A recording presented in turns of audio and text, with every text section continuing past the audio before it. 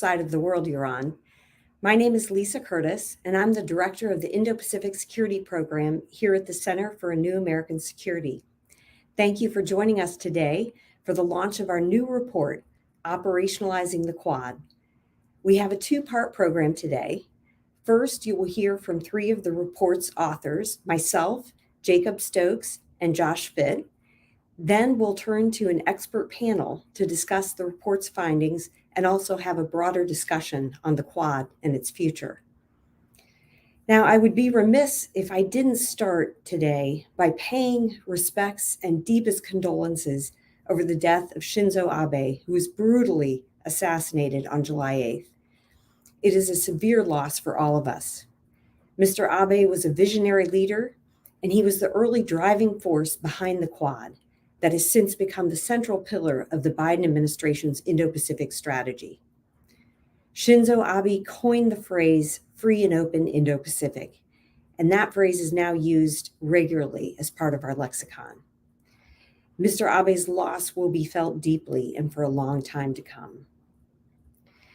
And what we show in the report is, despite Shinzo Abe's early support for the Quad going back to 2007, the Quad lay dormant for about 10 years. It was revived during the Trump administration in 2017, and of course has been elevated to an entirely new level during the Biden administration. In the report, we credit the rapid rise of the Quad largely due to China's increasingly aggressive behavior over the last few years. There have already been 4 summit-level meetings, 2 virtual and 2 in person, since the beginning of the Biden administration. Our report specifically assesses 6 core issues: critical and emerging technologies, vaccines, climate change, infrastructure, space, and cybersecurity. We look at what's been achieved so far and what might be possible in the future. But we also look at trade and economics and defense and security issues, even though the Quad has gone to great pains to emphasize it is not a security or defense grouping.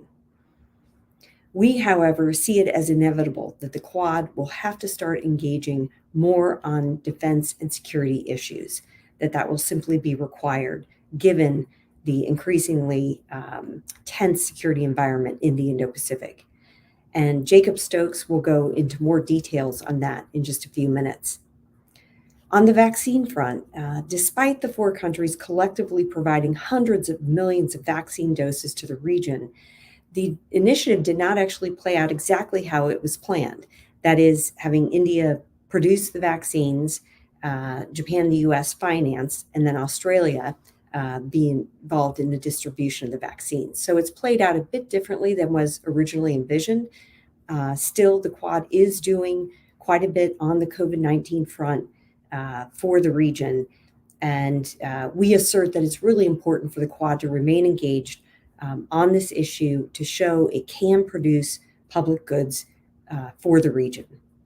On infrastructure, we recommend focusing on mapping and mapping out where the infrastructure needs are in the region, sharing information, rather than focusing on co-financing deals, which has proved to be difficult for the countries to do.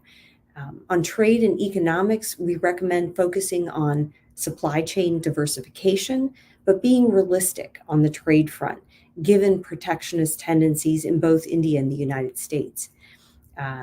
For instance, the Quad, there are no bilateral investment or trade treaties among the 4 nations. So we don't really see the Quad itself being a driver of increased trade, but still there's a lot of work to be done on the supply chain diversification issue. Now, I would like to turn the floor over to my 2 colleagues who helped draft the report. You will hear from Jacob Stokes, who is a fellow for the Indo-Pacific Security Program. He focuses on U.S.-China relations, Chinese foreign policy, and East Asia security. Before joining CNAS, Mr. Stokes served as an Asia policy advisor in the White House on the national security staff of then Vice President Joe Biden. He also worked at USIP and served on the U.S.-China Economic and Security Review Commission. Next, we'll hear from Joshua Fitt. Mr. Fitt is an associate fellow for the Indo-Pacific Security Program at CNAS. He has research expertise in Asia, specifically on the Korean Peninsula and Japan. Before joining CNAS, he spent time in South Korea researching North Korean defectors. He also spent several months in Japan working as an earthquake and tsunami relief volunteer in 2016. He earned his BA in East Asian Studies from Yale University. So with that, Josh, let me turn the floor to you. Thanks, Lisa. So today I'll be talking about our recommendations for the working groups on critical and emerging technologies, space, cyber, and climate. So first up is critical and emerging technologies, or CET. CETs are one of the Quad's foundational issues, with the CET working group being born out of the first leader-level summit in March 2021. Its goal is to ensure secure critical supply chains and help create a free, open, connected, and prosperous digital ecosystem. Our two recommendations in the report on the CET front are, first, that we propose the Quad should coordinate messaging to other Indo-Pacific nations on the negative impact of relying on technology from untrusted vendors. This has been an ongoing effort with varying degrees of success, such as discussions around trusted 5G vendors, though this could be expanded to other critical areas and coordinated across the Quad. Notably, it's essential to frame the conversation around protecting against challenges to sovereignty and not about picking sides in a strategic competition. We also propose that the CET working group spearheads an effort to agree on and publish standards for critical tech, focusing on telecommunications, AI, chips, and biotech. The goal here is to reduce reliance on untrustworthy products and steer the use of emerging tech away from applications that bolster authoritarian practices. Next is space. So given the uptick in space-related policy initiatives over the past several years, the Space Working Group has a solid foundation of bilateral space ties between some Quad countries, but there's much to be done in terms of aligning existing bilateral priorities with those of the Quad as a whole. The working group's focus is primarily on data sharing, finding new opportunities for collaboration, and providing norms and principles related to the use of space. We have three recommendations for the Space Working Group. The first is enhancing mechanisms to cooperate on existing space situational awareness among the Quad countries. As mentioned, bilateral agreements and dialogues exist between some Quad countries, but without more complete frameworks across the Quad, some space-related initiatives of the Quad, such as maritime domain awareness, will not reach their full potential. Next, we recommend that the Quad launch annual trainings for space personnel to improve interoperability and build people-to-people ties. Within the past 4 years, all of the Quad countries have established space-focused agencies, commands, or branches within their armed forces. So given how new these organizations are, these bi- and multilateral trainings and exercises would be an opportunity to build in interoperability into their operational concepts from the very start. Lastly, we recommend that the Quad countries promote enhanced industry ties among their space sectors. Government-to-government space ties have taken off, but industry-led collaboration hasn't. As the private sector is consistently at the cutting edge of technology innovation, building closer industry ties among Quad countries is essential. Third, a few words on cyber. So the priorities of the Quad Senior Cyber Group are resilience through threat sharing and infrastructure protection, secure software development, and bolstering the cybersecurity workforce, including through STEM graduate fellowships. We have three recommendations for the Quad Senior Cyber Group, primarily aimed at raising the collective cybersecurity capabilities and resilience of the Quad. First, the group should establish a shared set of cybersecurity standards to bring up the overall resilience of Quad countries to a common high baseline. Next, the Quad can enhance multilateral defense against cybersecurity threats through group exploitation prevention efforts and threat sharing.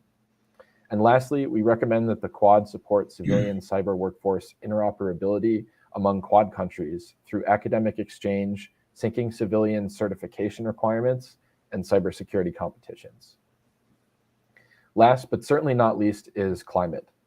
The Quad Climate Working Group was one of the first 3 working groups established at the first leader-level summit of the Quad in 2021, and it should have been. Climate change is a global emergency, but it particularly imperils the Indo-Pacific, which is home to an island population of 500 million people, 3.5 times the rest of the world's island population combined. Furthermore, 97% of this population lives within 10 kilometers of the coastline. Between monsoons, rising sea levels, and wildfires, in terms of existential challenges to a region as a whole, it's hard to argue that climate change isn't at the top of the list. In the report, we put forth 2 recommendations for the working group on climate. First, it's essential that the climate working group coordinate closely with other working groups, particularly the CET, infrastructure, and space working groups. This cross-fertilization of groups can provide the means for sustainably implementing new technology, leveraging innovation and space capabilities to address climate challenges, and identifying green infrastructure priorities. There's already some coordination between the climate and space working groups, but this kind of coordination ought to be expanded and brought to other working groups as well. And secondly, the Quad countries should develop a common operating picture of the top climate priorities in the region, and then coordinate on providing support, including infrastructure, resources, and know-how to the Indo-Pacific's most vulnerable nations. The Quad already has an ambitious agenda, but we hope that with these recommendations, it can get closer to maximizing its full potential. With that, I'll turn things over to Jake. Well, thank you, Josh, and it's great to be here with such a stellar group of colleagues. As Lisa mentioned, I have the pleasure of talking about the portions of the report focused on security and defense issues. Working to address regional security challenges offers a potential area for further operationalizing the Quad. Of course, Quad leaders have consistently emphasized, as Lisa mentioned, that the group is not a formal military alliance, and the partners do not have treaty-bound mutual defense obligations beyond those the United States has bilaterally with Japan and Australia. Quad leaders have also generally downplayed the role of security issues in the group's activities, seeking instead to present an affirmative rather than defensive vision for the region and preempt concerns from China as well as other regional states that the Quad will develop into an Indo-Pacific version of NATO. Still, the partners have overlapping, although not always totally unified, perceptions of the regional security environment as well as the challenges and threats it presents. If the Quad does take up more of a security and defense agenda, the countries are particularly well positioned to work together across 5 areas of security policy. The first category is joint exercises, interoperability, and patrols. The second category is intelligence sharing and maritime domain awareness. The third category is military logistics and access. The fourth category is defense technology development and arms sales. And finally, the fifth category is capacity building with regional partners. Now, from the US perspective, at least, coordination in any and all of these areas would contribute to advancing Washington's objective of building integrated deterrence, which focuses on developing and combining our strengths to maximum effect, including with our allies and partners. So in order to operationalize cooperation in the areas I just mentioned, the research team came up with 9 specific recommendations. I'll just mention them here briefly, given there's so many of them, and just note that the report contains more detail on each of them for anyone who wants to dive deeper. First, Quad leaders should deepen security cooperation by building on existing bilateral and trilateral security cooperation mechanisms. There's a lot of activity going on in those formats, and so there's a lot of room to keep building on top of them. Second, the Quad states should quietly agree to send officials at the assistant secretary level to a working group that would meet periodically to discuss crisis management and responses to regional contingencies. Third, the Quad leaders should commit to developing a detailed roadmap on improving maritime domain awareness to fulfill and then eventually expand on the promise of the Indo-Pacific Partnership for Maritime Domain Awareness. Fourth, Quad countries should identify opportunities for joint naval patrols, while recognizing that Quad partners are likely to remain hesitant about performing true freedom of navigation operations, or FONOPs, as a group in the near or medium terms. Fifth, Quad leaders should negotiate new or expand on existing reciprocal access agreements to include strategically located island territories. Sixth, the Quad should map each member's existing maritime law enforcement and military capacity building efforts to identify gaps and redirect resources as needed. Seventh, Washington should ensure that the United States Senate catches up with its Quad partners in ratifying the United Nations Convention on the Law of the Sea, or UNCLOS. Eighth, Quad leaders should reserve a portion of their working group agendas on critical and emerging technologies and space, as Josh mentioned, for consultations on the military and defense applications of those technologies. Ninth, and finally, the Quad countries should develop a framework for dealing with non-traditional maritime security threats, such as piracy, threats to marine research activities, and illegal, unreported, and unregulated fishing. So as we can see, there's a lot of room to run on the security and defense agenda for if the Quad members decide to deepen cooperation in those areas. Now I'm about to wrap up. Before I do, I would like to mention another issue that the research team looked at, and that was Quad membership. As the Quad has matured, the question of whether the group might expand its membership into a Quad Plus or a Quint or other names has come up in reference to countries including South Korea, Southeast Asian countries, and European states, among others. Our recommendation as a research team is to maintain the Quad's current membership to keep the group nimble and allow for deeper and wider cooperation among the core 4 nations, while also exploring non-member partnership mechanisms for other countries who are like-minded to plug into individual initiatives where they have something to add or particular interests. So I'll go ahead and wrap it up there. Thank you, and back to you, Lisa. Great. Thank you, Jake and Josh. Excellent wrap-ups of the report. So thank you so much. It's time to hear from our distinguished panel. So I'm going to introduce our 4 panelists so that we can continue our discussion. We are delighted to have with us Ms. Camille Dawson. She is currently Deputy Assistant Secretary of State in the Bureau of East Asia and Pacific Affairs. Her responsibilities include public affairs, public diplomacy, and regional and security policy. Ms. Dawson is a career member of the Senior Foreign Service with over 22 years of service, designing and implementing diplomatic and public engagement and communication strategies. She has served in Singapore, South Africa, China, and the Philippines. She speaks Mandarin and has studied Japanese, Tagalog, French, and Spanish. Next, we have with us Professor Gordon Flake. He is the founding Chief Executive Officer of the Perth USAsia Center at the University of Western Australia. Professor Flake has over 25 years of experience in U.S. foreign policy with expertise on the Korean Peninsula, Northeast Asia, and Australia.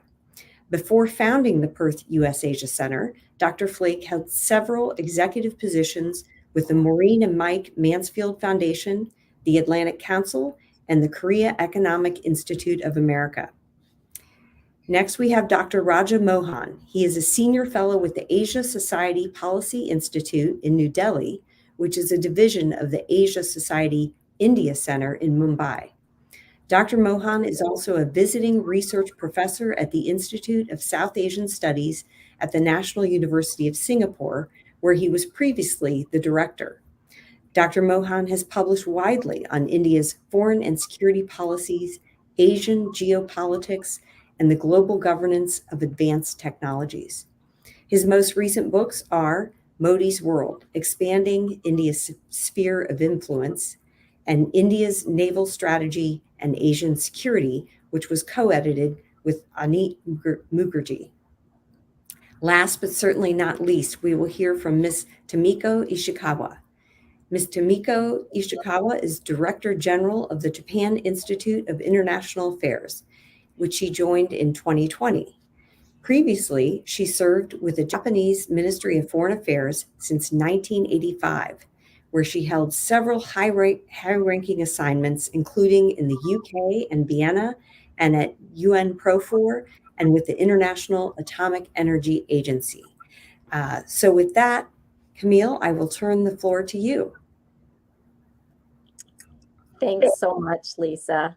So I'll just start by noting that I had the chance to read through the report last night. I found it to be a welcome overview of the history and activities of the Quad and a really thoughtful take on areas of potential future cooperation among Quad partners. Before I delve into my remarks, I did want to express regrets on behalf of Mira Rapp-Hooper from the National Security Council, who was unable to join us. She does wish that she could have participated. From where I sit at the State Department, where I serve as a Quad coordinator, along with my counterpart, Nancy Izzo Jackson from the Bureau of South and Central Asian Affairs, I have had the privilege to see the Quad grow and evolve into one of the most important and effective engines for addressing the Indo-Pacific region's most pressing challenges. The 4 large democracies that make up the Quad have expressed our support of a shared vision for an Indo-Pacific region that is free, open, inclusive, healthy, anchored by democratic values, and unconstrained by coercion. At the most recent Quad Leaders Summit held in Tokyo in May, the leaders reaffirmed our joint resolve to uphold the international rules-based order where countries are free from all forms of military, economic, and political coercion. We recognize that the Quad will be held accountable for delivering benefit to the region. And it's fair to say that the Quad is making tangible contributions to the safety, stability, and prosperity of the region, including through expanding COVID-19 vaccine production, meeting development needs by committing to catalyze infrastructure delivery to the region, helping partners transition to clean energy, advancing cooperation in critical and emerging science and technologies, and helping countries address illegal and unregulated fishing. A few examples of the Quad's achievements to date I will mention here.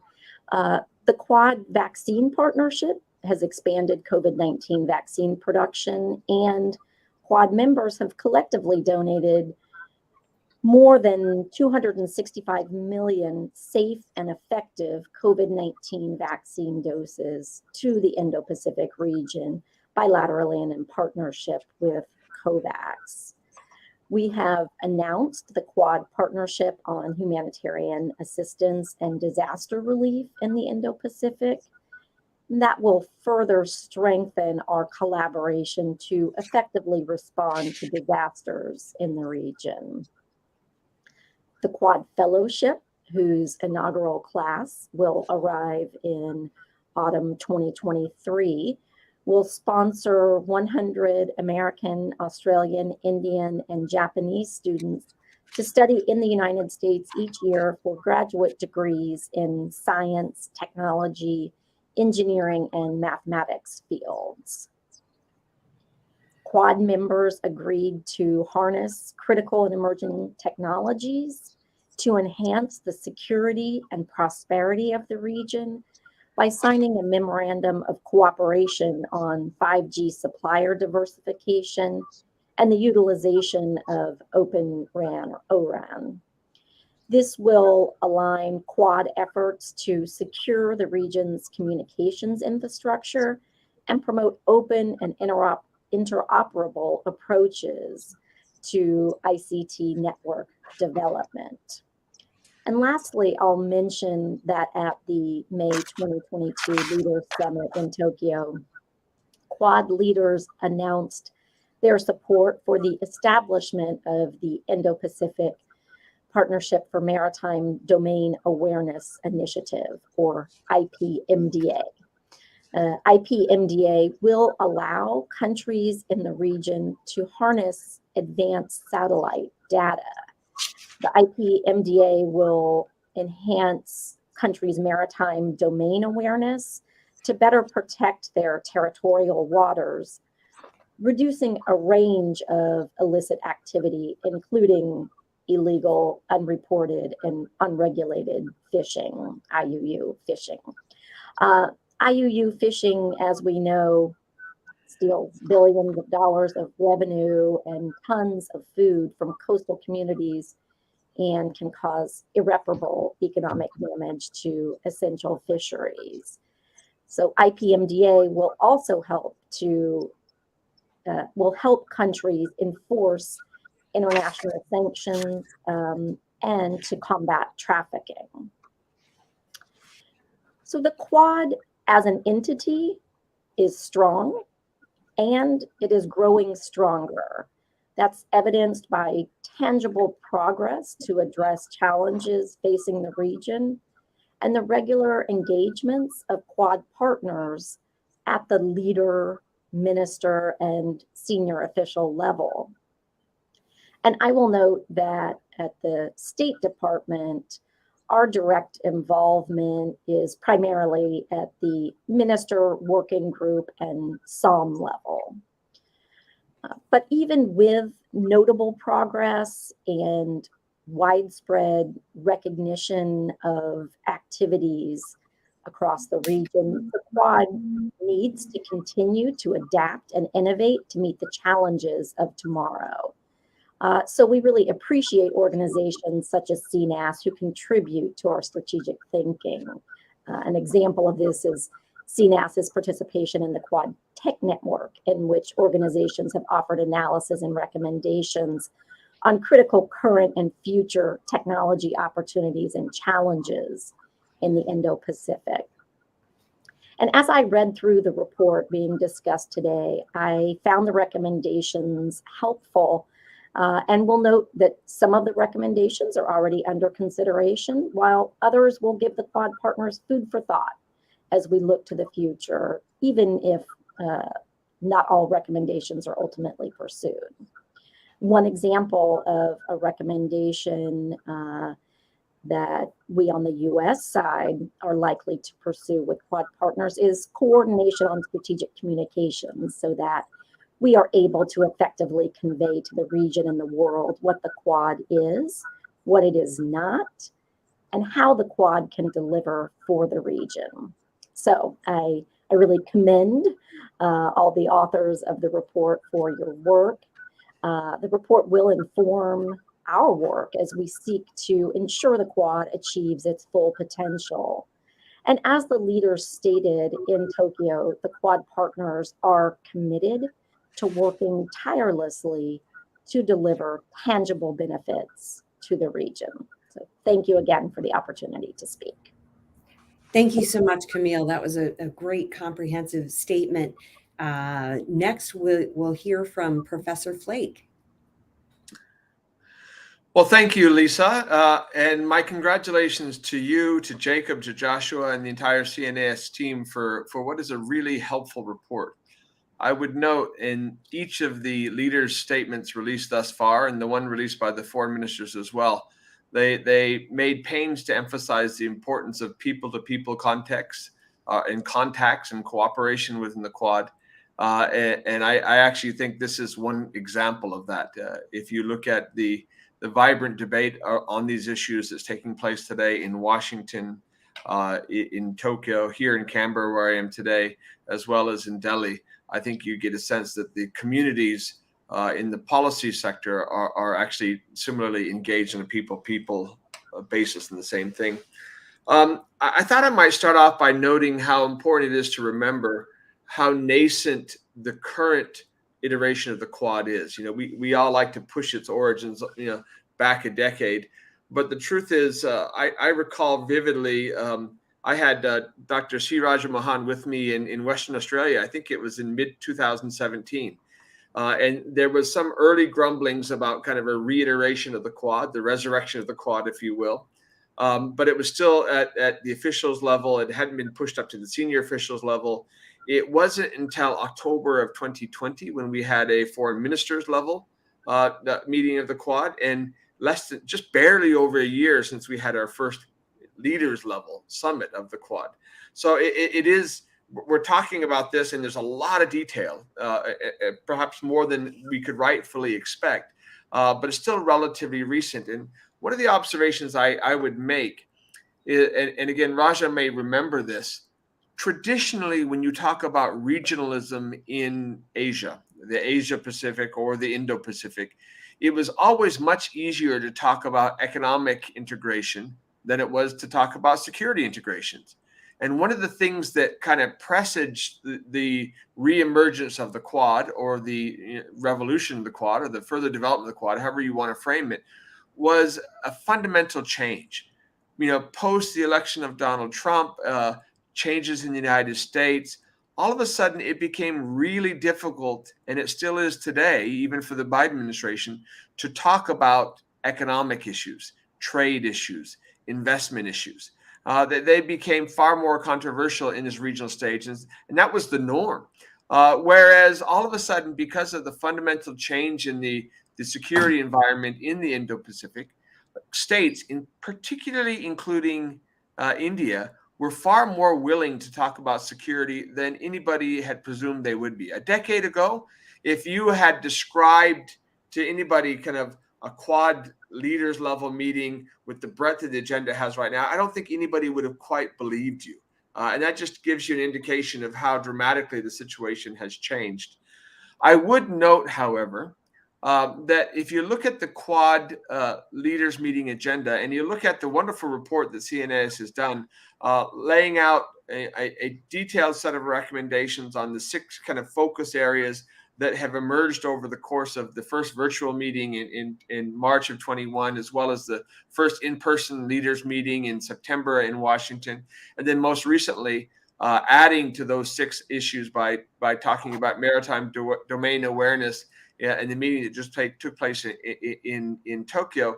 The interesting thing about it is it has gone in a different direction than was envisioned with the initial iteration of the Quad, and it's even gone in a different direction than we were discussing in 2017, Raja, where the anticipation was that it would be much more security focused. Instead, what you've got is described alternately as kind of a force for good.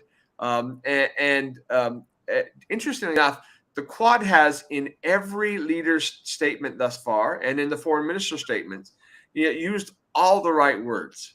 They've used all the right framings to make the Quad maximum attractive to the region, to the Indo-Pacific. Because in a nutshell, the Quad is itself an Indo-Pacific strategy. The Quad is not the Indo-Pacific. It is a strategy for the Indo-Pacific era. It is a strategy of cooperation among these 4 countries for cooperating in the Indo-Pacific era. And so if you look at it, the issues, to be honest, are designed to be, again, a force for good, but to strengthen a free and Indo-Pacific system. Again, there's always references to ASEAN's own Indo-Pacific outlook, to strengthen, the latitude that other states in the region, even if they're not in the Quad, have in the region. And so the structure of it, the focus of it, is almost designed to be non-controversial and positive. And as a result, other than specific countries whose reaction you would not be surprised by, and that is China in particular, there really hasn't been pushback to the current iteration of the Quad. And why would you? Because the areas they're focusing on have been so not just non-controversial, but kind of widely recognized as positive for the region writ large. And so in that regard, I really welcome the very specific recommendations and the first part of the Quad report that Jacob laid out in terms of further operationalizing the Quad itself. I think that was fantastic. And in fact, I would note one of the things that has been most distinguishing to me from the Quad to date is how rapidly operationalized it already has been. If you think about G20 leader statements, you think about APEC leader statements, you think about many multilateral fora, the process of operationalizing them has been slow. And perhaps it's a function of a relatively small number of countries. But the fact that despite there is not a large bureaucracy around it, there's not a secretariat around it, that the Quad has very quickly moved on each of those key areas. I would list them as 7 now, key areas of focus into specific action plans. Just tells you there's something a little bit different about this fora going forward.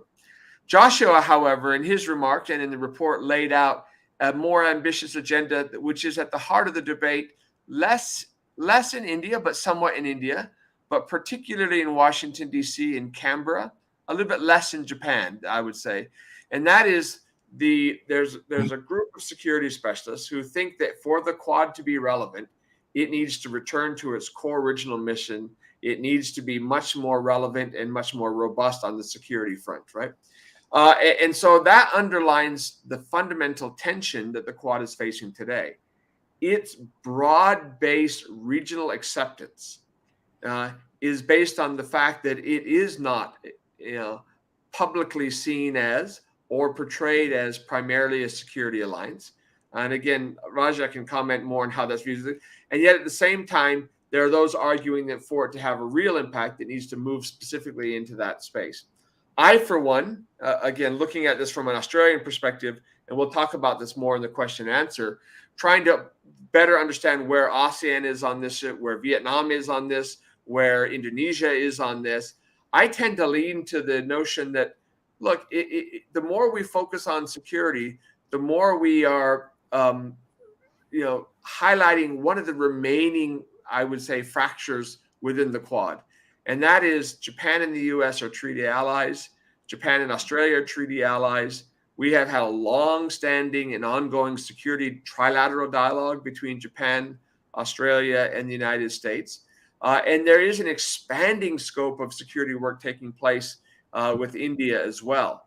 But having said that, I don't know that the Quad, particularly as it has evolved in the last year and a half in the leaders level, necessarily needs to be that vehicle.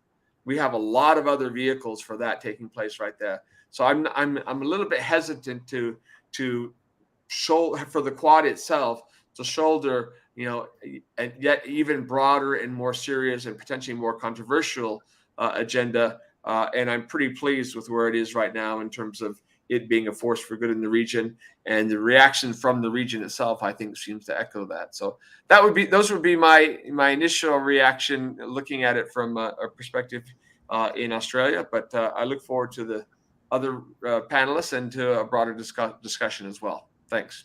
Thank you so much, Professor Flake. Really interesting comments, lots to chew on. I'm sure we'll get to some of the issues you raised in the Q&A. And I just wanted to make one clarification. So it was Jacob Stokes, Jake, who talked about the security and defense issues, and it was Joshua Fitt, Josh, who talked about the other cybersecurity space climate change issues. So I just want to make that clarification, and no problem. I work with the two of them every day and sometimes still get them confused. And now I am delighted to turn the floor over to Dr. Raja Mohan. Thank you, Lisa. It's wonderful to be with you all this evening. And let me begin by congratulating you, Jacob and Joshua, for putting together this really very valuable report. Even for the many fans of the Quad, who follow it closely, write about it regularly, that it had become quite difficult to keep up with how much that the Leaders Level Summit and other meetings were beginning to produce, certainly since when the process began in 2017 and its acceleration under the Biden administration. So it's really been, I think, a great service by you to review where we are and to see where we go from here, and with a very useful set of recommendations. I know that Washington and Delhi were always coming up with recommendations. One of the signs of a good report is that some of the ideas there get implemented even as it is published. And I think we've seen the Maritime Domain Awareness Agreement come up in May 22. I see there was some discussion of it in this. So things are moving pretty fast. And I think this report really gives us a point to see where we're coming from. And I think it has a useful set of goals in terms of where we need to go. So I just want to make three brief sets of comments. I mean, I think one is on the discussion of security, which I really liked, the discussion on interoperability, on maritime security, on cyber, and especially on space. Space is one area where there's really been very little public discourse, at least certainly not in India. And I don't see much in Australia or Japan or the US even. The scale of the events that are beginning to unfold, the impact of the Sino-Russian alliance on how space politics is evolving, and the kind of need for for the Quad. I mean, to really respond to that, both in terms of technology, in terms of norm setting, in terms of getting their act together, and within the Quad. I mean, the jargon on SSA, the space situational awareness, doesn't really get across to a large number of people. So I think there is more work to be done, I think, for CNAS, which does a lot of the technology security stuff, to look at where space is going and whether we can do a lot more in space, because here there are significant capabilities. And I think the time has come to act very urgently on a whole range of space-related issues, especially on the question of, for example, the Artemis Accords. I mean, there was some reference to it in the Quad Accords, but I didn't see here. But I see France has recently joined the Artemis Accords of the US. India is still not there. So I think we need to generate, I think, a lot more discourse on the transformation of space politics and security that is happening. And I hope the follow through of your report would be there. Then I think the suggestions on coordination of regional crisis management and greater engagement on how to do this to some extent. I mean, Lisa knows that in South Asia we do that.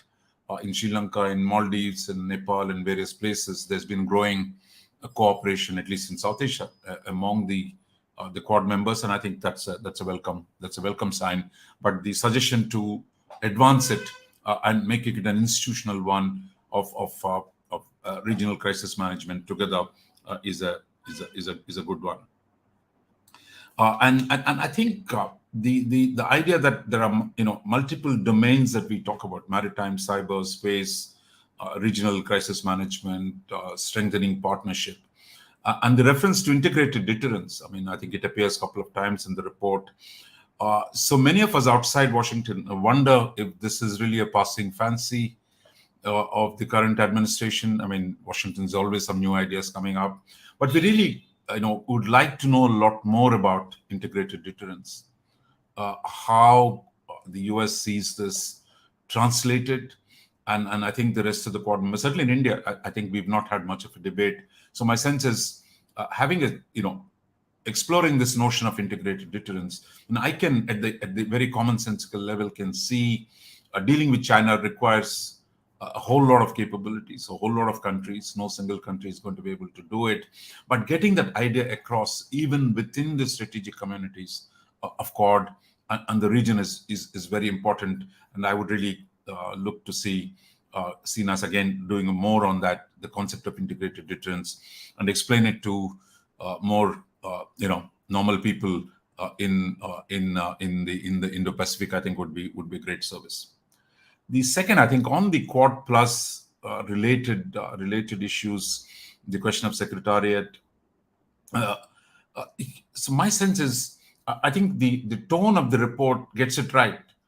Keep the current membership fixed, but develop flexible means through which you can cooperate with other partners. We've seen some interesting discussion on Korea, but I don't know where Japan is on the question of Korea in the Quad. So there are issues here, and within Korea itself, I mean, which is the president has won through razor-thin majority, how that plays out internally.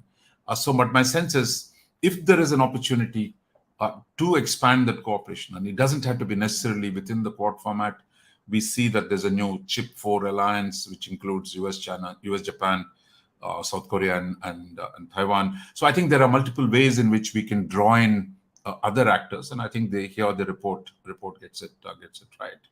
But I didn't fully understand. Maybe one of you can explain that. Do we need a secretariat to be able to better engage the others? That idea is there, but my sense is you need a coordinating mechanism. But how thick, how bureaucratic, how institutionalized, if you will, and I think there having a credible, flexible, reasonably effective group that can stay in contact, that can move quickly the systems.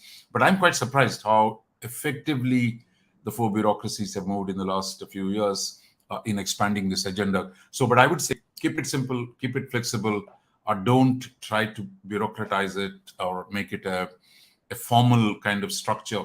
The informality might be a better way out. But I also think we have a problem in the region. I mean, I thought the report was too optimistic about ASEAN. Now, there are countries that want to work with us, with the Quad. But there I see the discourse in ASEAN is still about, I think Gordon referred to it, is Quad a threat to ASEAN centrality? Now, we all figured out, we keep saying ASEAN centrality and then say, look, Quad is going to do more. But my sense is we got to engage the ASEAN countries individually, collectively, in whatever form, because what they say probably in Asia, what we say is not what we mean. But I think the need to engage individual countries rather than this general framework, ASEAN is going to be undermined by Quad, that kind of stuff, to actually understanding the specific concerns. And I don't see, like anything in the world, there is differentiated perspectives in the region.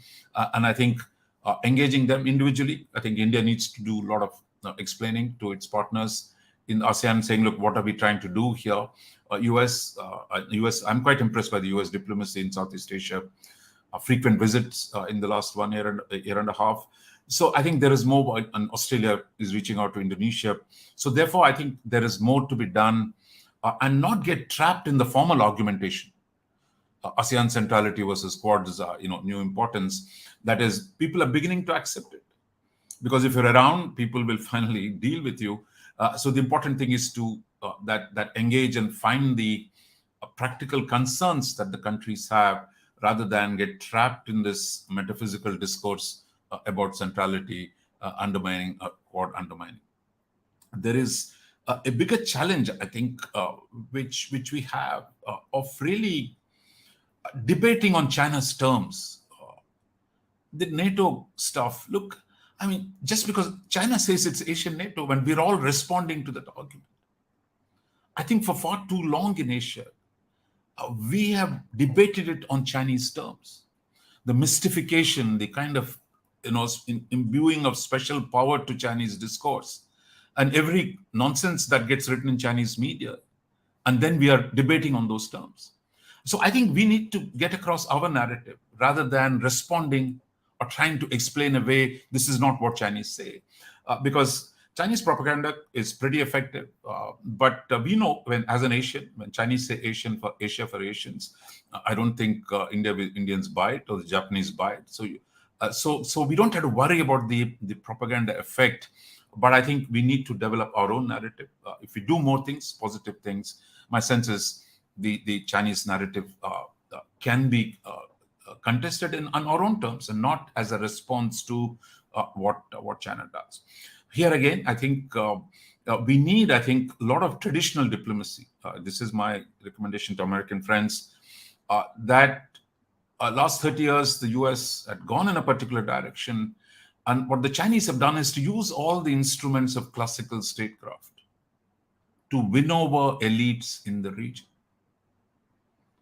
And I think whatever intellectual framework that we have, if we don't restore the classical framework of engagement and not get trapped in ideological arguments, then I think the effectiveness of this is going to be hard. For example, Indonesia has chosen Huawei. There are countries making choices. For all the things people say we don't want to choose, people are making choices. And I think we need to reach out and engage on the basis of the classical principles of statecraft, and not merely the US tendency to really suggest, look, this is the way we do it. So I think this is a suggestion that US needs to take on board. I'll end with a few comments on India. One on the formal military alliance. Some people say India is the weak link, or whatever it is. I think you underestimate, India's mystification, that India can do its own mystifications. We are pretty good at mysticism. And I think you don't have to define the Quad as a military alliance to do security things. That we are not under any obligation to define exactly what it is, and then say we do only X, we don't do Y. I think there is here a level where we are competing with a narrative. So my sense is the MDA, is it security? Is it non-security? So I think don't get trapped in this question of, is it a security alliance or it is not a formal treaty alliance. That much is true. But within the rest of the framework, there are opportunities like the MDA, do security things. I don't think India is going to oppose it just because something is security. So the trick is developing that flexibility of ambivalence, of sometimes ambiguity is a wonderful thing. Use that to create new institutions, new mechanisms, rather than in a formal definitions of what is security, which is not security. I think Gordon made an important point. So I think we need to cut across, not by defining ourselves either way, but actually doing practical things which are of value to the countries in the region. On the space, I just wanted to mention the Indian Prime Minister has really been pushing for B2B, opening up the Indian space sector to Indian private capital as well as foreign capital. So I think there is a lot of room there for us for India to work together as it privatizes and it brings in domestic capital and foreign capital in. There are a whole lot of new possibilities on the commercial side. And finally, on the trade agreement, India's trade policy has dramatically changed in the last 1 year. It has negotiated a free trade agreement with Australia. It's negotiating with the UK. Hopefully, will be done in the next few months. EU, we've started something. We've signed something with the UAE. For a country that never liked a free trade agreement, we've signed at least two of them. Two of them are close to further movement forward. So my sense is what Elisa you said in the beginning: US protectionist, India is protectionist. But I think there is variation here, and I'm seeing the IPEF might give us some way of finding bridges here. So there is room, I think, for India to do creative things here. And I think we need a whole range of dialogue because the trade politics in the US have created a set of issues. There are trade politics in India, but within that framework, I think it should be possible for some creative ideas. But let me stop by once again congratulating three of you for writing such a wonderful report, which is going to be a benchmark for a lot of us to review progress in the next few years. Great. Thank you so much, Raja. And I really like that idea of employing strategic ambiguity with the Quad. Very, very well said. Last but certainly not least, we are going to hear from Ms. Tomiko Ichikawa. Ms. Ichikawa, the floor is yours. Thank you very much, Lisa. I'd like to start also by congratulating you and the team at CNAS for creating this quite comprehensive and thoughtful report. Let me also say that the Japanese people have been really touched by the expression of condolences and sympathies from all over the world about the assassination of former Prime Minister Abe. And we ourselves just have begun to recognize the importance of his legacy, particularly in terms of policy, foreign policy like the free and open Indo-Pacific and the Quad. So regarding the Quad and your report, I'd like to make briefly 3 points. Actually, some of them a bit overlap with what Gordon said and Raja said. And particularly, I liked Raja's comment about, try to get across our own narratives in the region. I liked it very much. So let me start. So I'd like to make 3 points. The first one is priority areas for the Quad. And the second point is defense and security cooperation.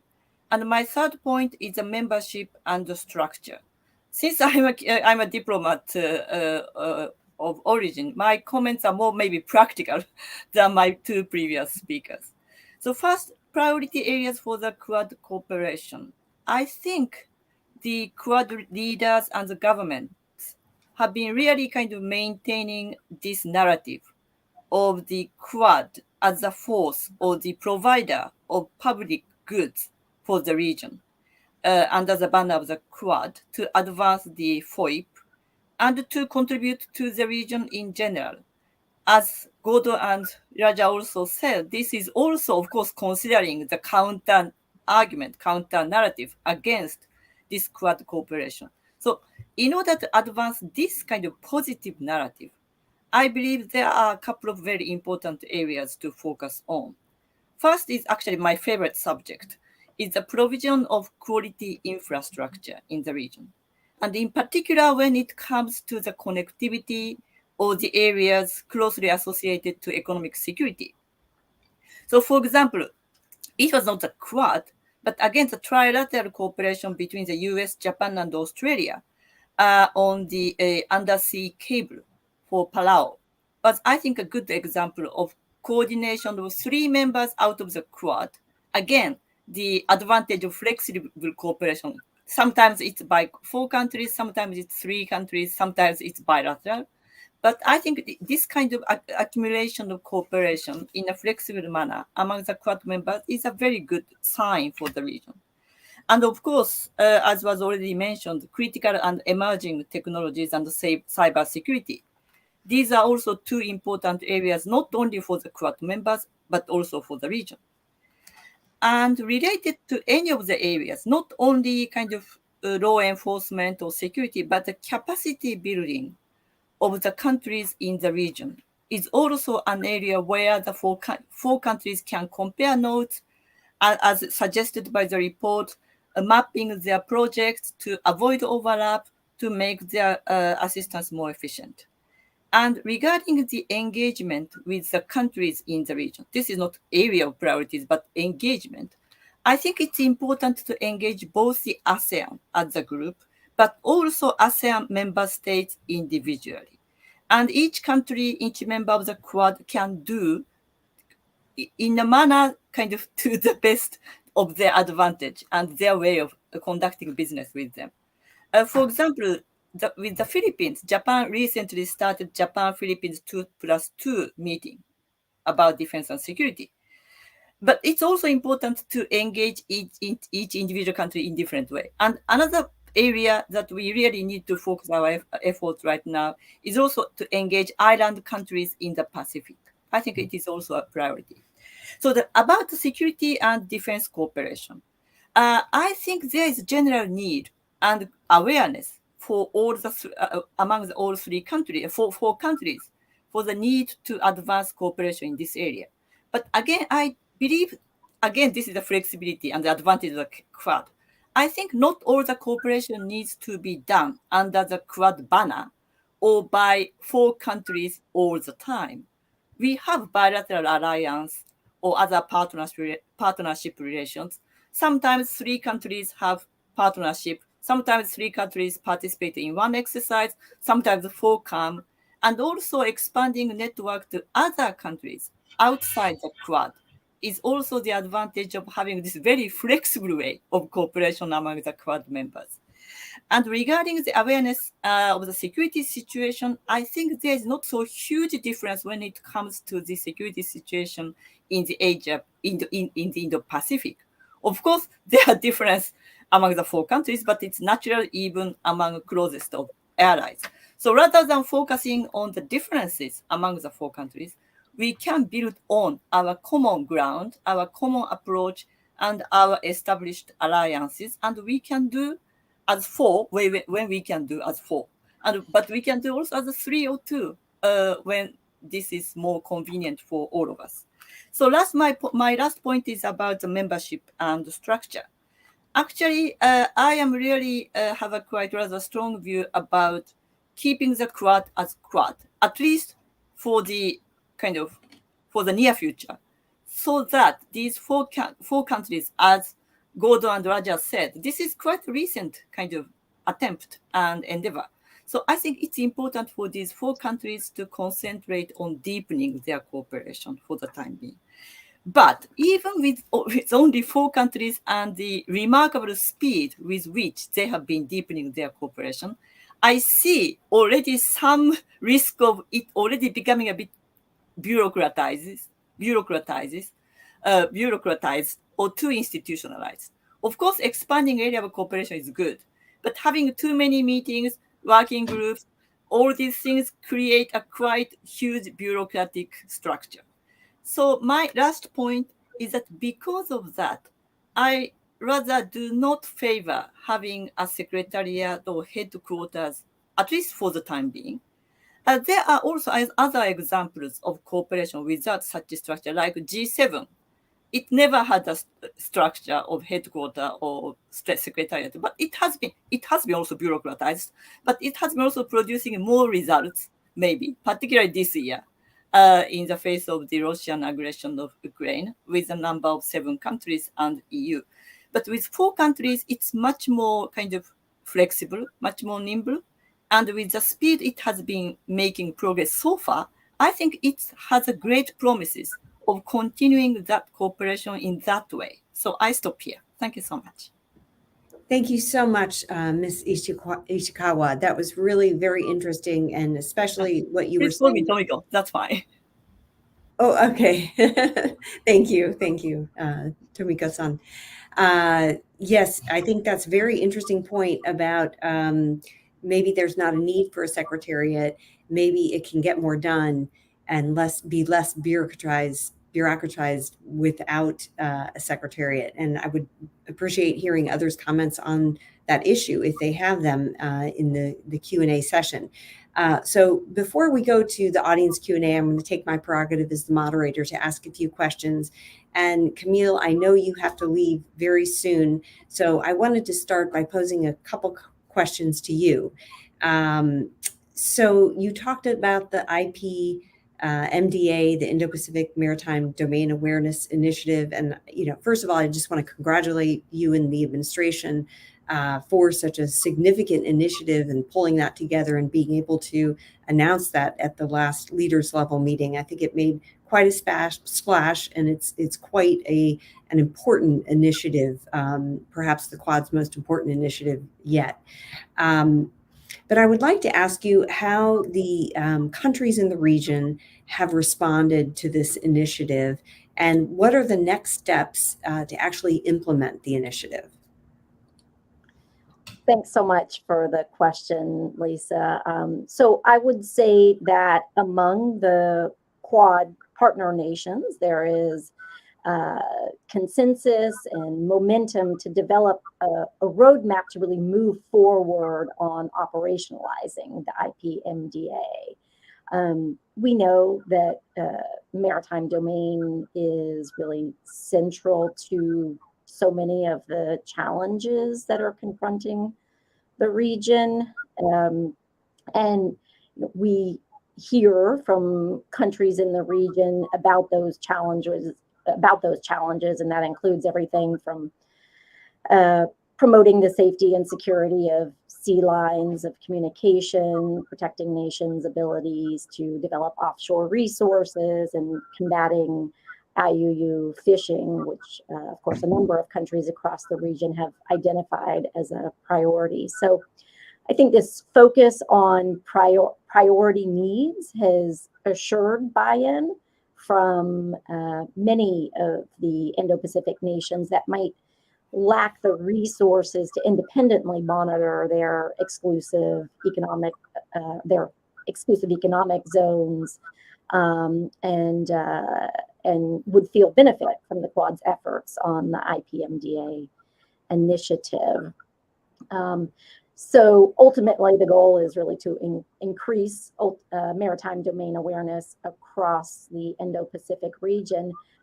In the very near future, I'd say in the coming weeks, a group of technical experts is set to convene to begin scoping the overall effort to operationalize the IPMDA. And that will include certainly consultations with partners in the region to ensure that partner input is incorporated throughout the implementation of the IPMDA. Yes, that's so important to have those consultations, get that input, get that buy-in. So that's very exciting that you're going to be starting those consultations very soon. The next question and final question I would ask you, because I know you have to leave very soon, would be sort of related in that how should the Quad engage with ASEAN? We heard from the other speakers that it might be better to engage each nation on its own rather than try to have sort of a formal Quad ASEAN dialogue, just because some of the skepticism of the Quad that we have seen among the ASEAN nations. Although I would argue that I think more and more there is greater acceptance of the Quad, sort of recognizing the Quad is here to stay, that it does provide benefits for the region. I think that sense is growing. But if you have any thoughts of how the Quad should engage with ASEAN or with a country like South Korea, with the new government, we've seen some more openness to the Quad, I would say, from the new South Korean government. So how do you see the Quad engaging these countries and groups moving forward? Sure, thank you for that question.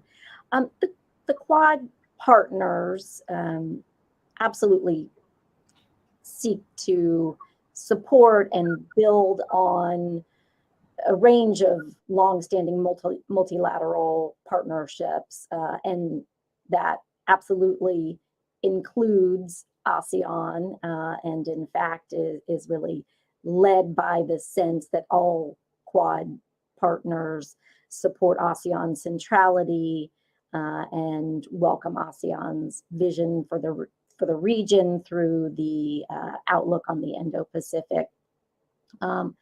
And the Quad members recognize the importance of cooperating with others and are actively discussing the best ways to do that.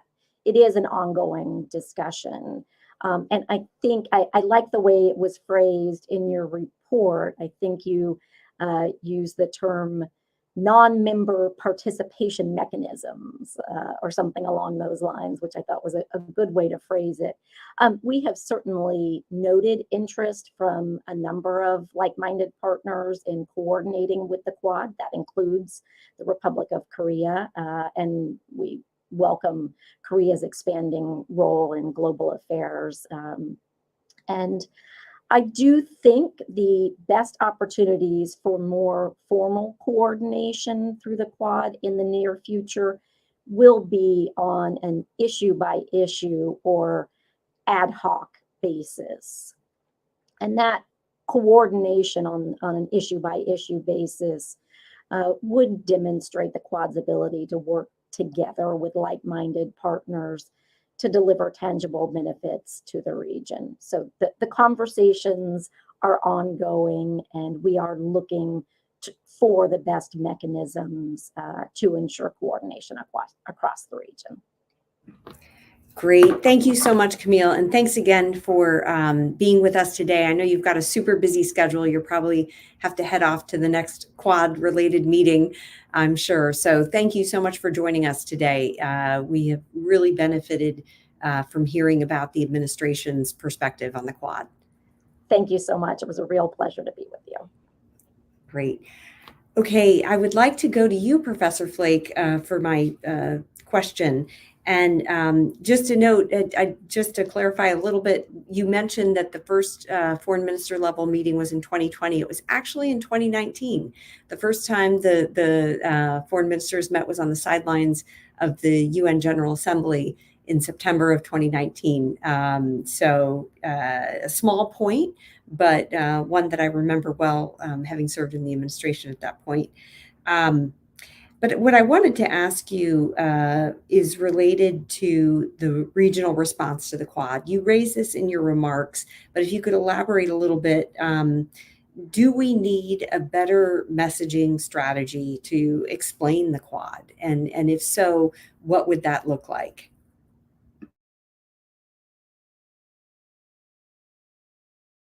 You're on mute.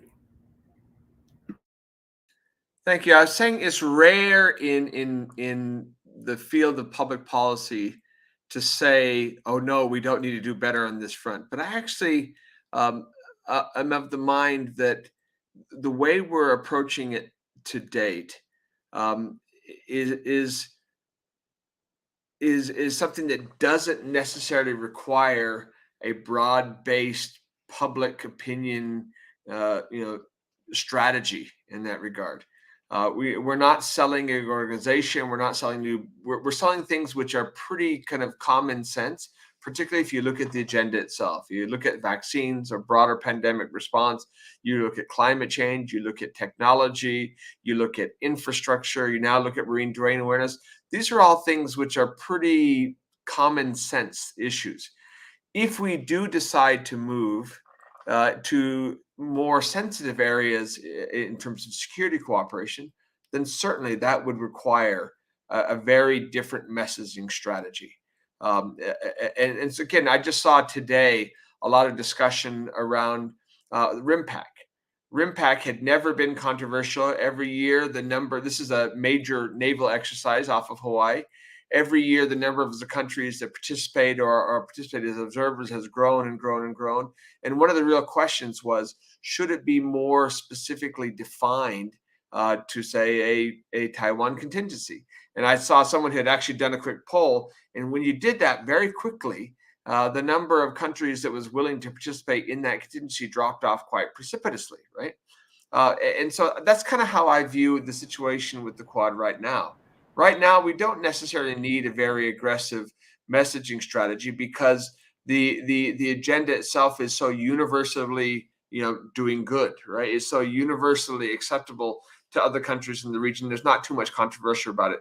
If, however, we decide to move in the security direction, I think obviously that would require a very different level. Even in Australia, there is a remarkable drop off. In public opinion, when you go from the broad support for the alliance and the support for the Quad to when you start talking about very specific scenarios. And so that's where I think it would become. I would just add two other things very shortly here. There are countries like South Korea, which has already, under the new government, as mentioned earlier, expressed its own kind of explicit interest in being part of the Quad. By definition, that's not possible. If South Korea joins, it becomes a Quint, right? Yeah, not to be pedantic about it. I do tend to agree with all the other speakers thus far that for the time being, I would be much more inclined to move towards, Quad dialogue partners and on individual specific issues cooperating rather than trying to make it more complicated now. Unfortunately, this is just a timing issue. On most of the current agenda items of the Quad, if you look at those 7 priority items, South Korea is a logical partner, right? On those. But I'm wary of expansion right now. Similarly, I don't think if you look at the other 2, I think probably leading countries in the region, Indonesia and Vietnam, I don't think yet their publics or their governments are yet open to seriously considering membership. But there's no question, as long as the agenda is a force for good in the region, there will be an eagerness to cooperate on it. So that's where I think you just have to draw your line, between what it's doing now and what many people are arguing it should do. And if it moves in that direction where it should do, that will require a very different level of messaging. Great. That's very clear. Thank you so much, Professor. Dr. Mohan, I know we're about ready to lose you, so I have one question I'd like to ask you before you need to go, and that's about the position India has taken toward Russia's invasion of Ukraine.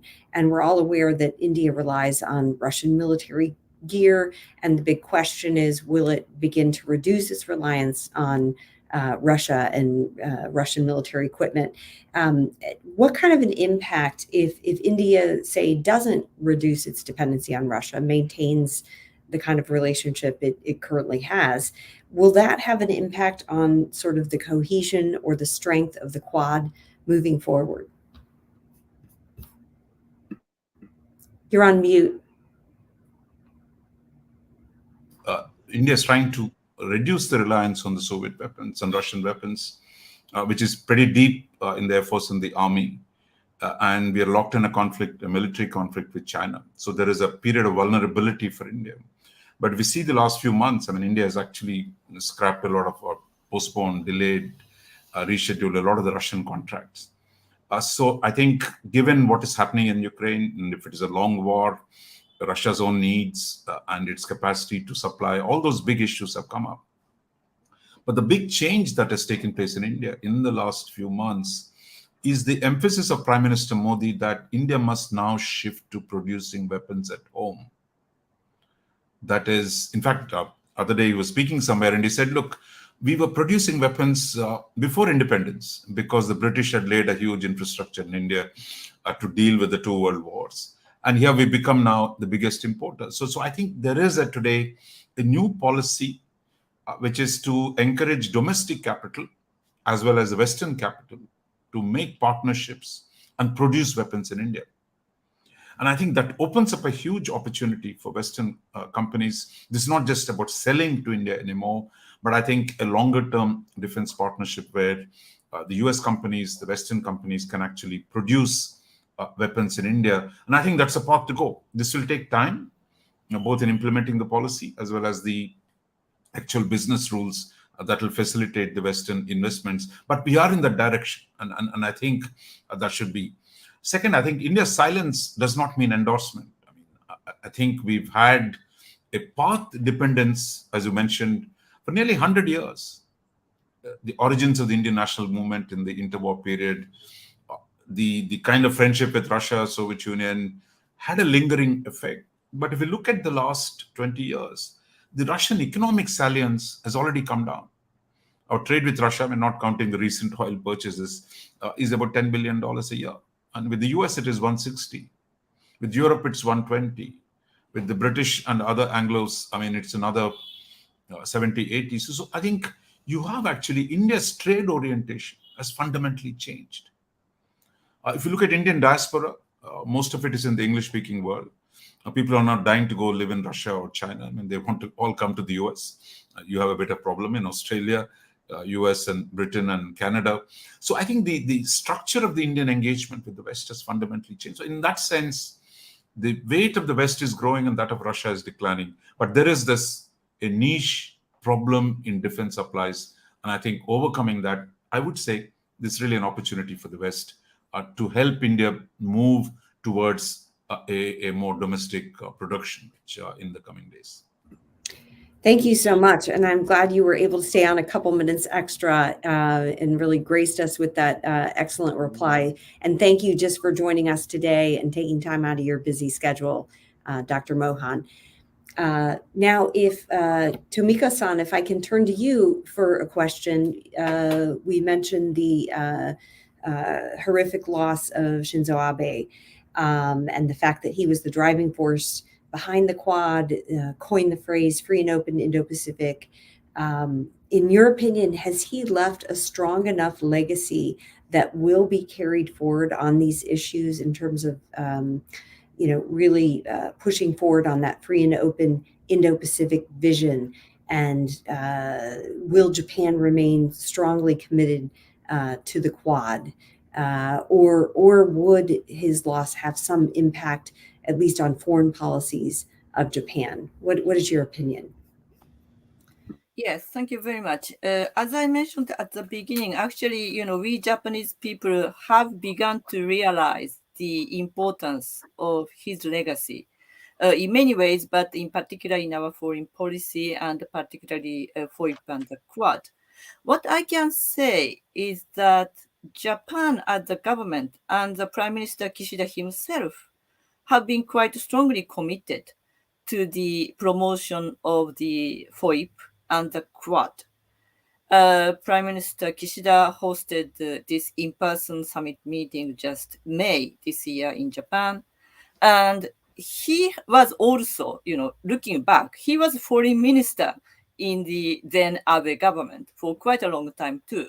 So he has been part of the policy formulation at that time too, when the then Prime Minister Abe launched the FOIP idea and the revival of this Quad groupings. And all of these activities and initiatives have been, of course, against the background of the radically changed security situation in the Indo-Pacific and closer to Japan. And this security situation surrounding Japan is becoming even more difficult these days because we not only have to consider the North Korea and China, but also Russia is becoming another kind of security concern for us. So against this backdrop of increasingly difficult security situation surrounding Japan, and also this interaction between economy and security, economic security interface, I think we find natural partners in the 4 countries, rather 3 other countries of the Quad grouping. So I think it's quite natural and even more important for the Japanese government to continue and push forward even with more energy and speed with the Quad cooperation. But at the same time, as Gordon was also saying, that Raja was also suggesting, I think the Quad doesn't have to be Quad all the time. As I also said, the cooperation with other countries can be done on an ad hoc basis, case by case. And I think this recent launch of the IPEF is a really good initiative of having all 4 countries of Quad within it, but also having many other countries joining this kind of initiative, which is it's great, I think. Great, thank you very much. That was a very, very clear answer. And so we have just a couple of more minutes. I wanted to take a couple of questions from the audience. So thank you for staying with us. Let me go to William. William asks, with NATO's new vision for participation in the Indo-Pacific, what does Quad cooperation with NATO look like? The NATO and Quad navies have held joint exercises in the past. So I don't know which one of you would like to take this or would like to say something about NATO and the relationship with the Quad. Do you have something, Professor Flake? Yeah, so I'll start there. And again, this is kind of what I was referring to already. There has been long-standing naval exercises that have taken place between India and other members of the Quad. They've been very proactive in RIMPAC and other activities. And this gives us a sense for how things have changed. It was only 4 years ago when Australians were highly sensitive from about their exclusion from the Malabar naval exercises that India held. Today, no one would pay any attention to that whatsoever, just because there has been this proliferation of a range of activities where Quad members will naturally look to include other Quad members, but not limited just to the Quad, right?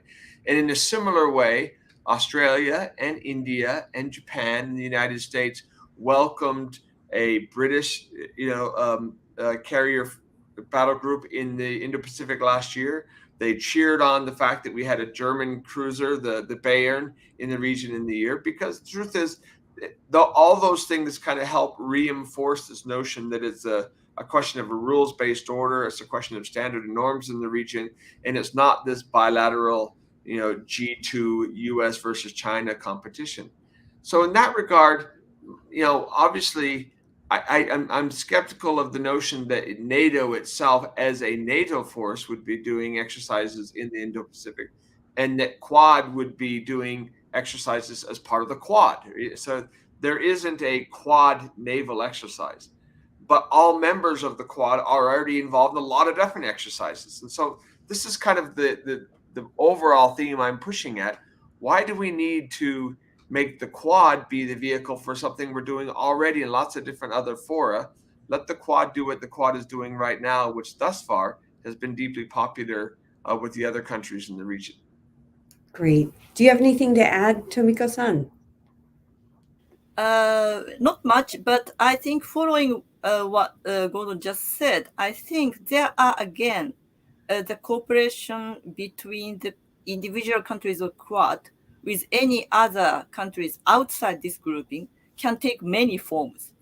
And as Gordon said, it's not Quad plus NATO, I think it's individual members of the Quad participating in many formats and cooperation and exercises with several members of NATO, one country of NATO, and so on. But just to add that France also sent their vessels last year to the Pacific, and I think many countries in Europe in general have become quite more kind of strongly aware of the difficulties this region will present to their own security if this Russia-China cooperation keeps ongoing, and if this kind of change of the status quo by force can be allowed anywhere in the world. So that common kind of understanding of common recognition of the global threat is very important thing that we need to share and promote. Great point. I think we have time for one more question. This goes a little bit beyond the Quad, but it's a very timely question. Ryan asks, how will Nancy Pelosi's visit to Taiwan influence Quad cooperation and the U.S.-China relationship? Has the Quad prepared for an armed conflict with Beijing? Well, I think we know the answer to the second part of that, but anything to add on what the dynamics, how this might impact the dynamics of the U.S.-China relationship, and if it has anything to do with the Quad or not? Who would like to take the first stab? Tomiko-san, do you want to start? Well, if I start with the second part, the Quad is not for this kind of military confrontation anyway, as I explained already in my previous remarks. But what is kind of important in the overall security situation in the Indo-Pacific is that although we see the kind of negative side of the US-China relations much more often than any positive side, I think we also have to recognize the efforts by the both governments to kind of maintain certain level of dialogue and communication in order to avoid any unintended incidents or accidents. And I think the continuation of that dialogue between the US and China is probably all the more important at this juncture than before. And I think it is maybe Lisa and our colleagues in the US have much better knowledge than us. But that is probably one of the reasons why there was such a recent attempt by the US government to engage China at the highest level, at the presidential level. So that is my understanding. Thank you. Great, thank you. Yes, and the idea is promoting a free, open, inclusive Indo-Pacific. So I think you're right. There should be opportunities for U.S.-China cooperation, maybe on climate change, non-proliferation, other issues that's important to keep in mind. Gordon, did you want to add anything? Any last thoughts or anything on anything we've discussed today? Well, I'll be very brief. And your last comment, Lisa, was really, really important. If you look at the Quad agenda as it is developed, at least from the leaders' level meetings, there's actually really not a single issue on the priority list of areas that the Quad countries are working on together that inherently is not an area where China couldn't work or couldn't have some contribution. Obviously, there are sensitive technologies, there are supply chain issues. Unfortunately, because of the way they have chosen to handle it, there's some real issues with Sinovac and Chinese vaccines. But if you step back more broadly, pandemic response, infrastructure, climate change, these are areas that are not inherently anti-Chinese. They're not inherently designed to kind of resist or contain China. Now, depending on decisions made in Beijing itself, they may or not come out that way. But those are a very different thing than the questioner Ryan just asked, right? What's happening in Taiwan right now really goes to the heart of treaty alliances, security alliances such as exist between the United States and Japan and the United States and Australia.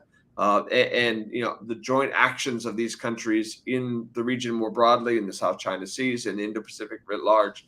We're not yet at the point where there is any type of a Quad response to it or Quad reaction, because the Quad, as it is defined today from the leaders themselves, and their agenda, is not impacted by that, right? With a couple of possible exceptions, which are worth throwing out there. Obviously, the technology side of things, right? Given the outsized role of Taiwan semiconductors, the broader and ongoing concern of Quad countries on supply chains and critical materials, that would obviously be impacted by it, but it's not inherent. It's not the primary response to what's happening in Taiwan. So when I look at the news about a Pelosi visit today, my first thought isn't the Quad. And I do realize there's a lot of people in Washington and a lot of people in Canberra who would like that. Those are the people who are arguing for the Quad itself to become a de facto quadrilateral alliance.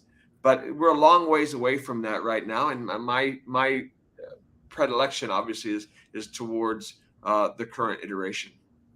Great. Well, I think that's an excellent note to end on. Professor Flake, Ms. Ichikawa, thank you so much for joining us today. Thank you to everybody in the audience. It's been a great discussion, and I wish you all a wonderful afternoon or evening, as the case may be. Thank you.